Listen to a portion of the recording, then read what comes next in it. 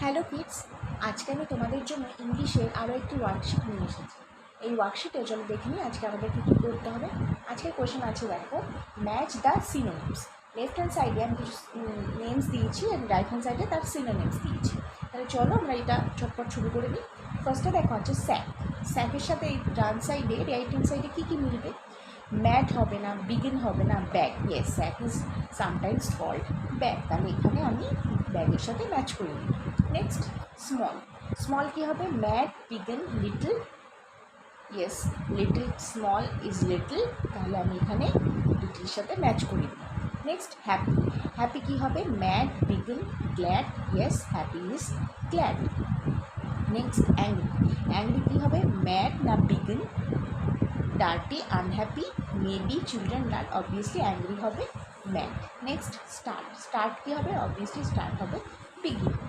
Next kids. কিডসকে আমরা কী বলি? চিলড্রেন বলি। তাহলে এখানে দেখো, এখানে চিলড্রেন আছে, এখানে আমি ম্যাচ করে দিলাম। Next big. বিগ কী হবে? ডার্টি, আনহ্যাপি, মেবি না লার্জ। অবভিয়াসলি বিগ হবে লার্জ। Next Messi. মেসি কী হবে? মেসি হবে ডার্টি। ডার্টি ম্যাচ করে দিলাম। Next sad.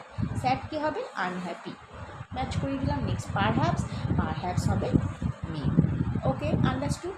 তোমাদের কিন্তু এভাবে ম্যাচ সিনোনিমস এরকমভাবে আসতে পারে, অথবা তোমাদেরকে লিখতে দিতে পারে সিনোনিমসের নাম। তোমরা কিন্তু সিনোনিমস অ্যান্টোনিমস ভালো করে প্র্যাকটিস করে যাবে বাড়ি থেকে।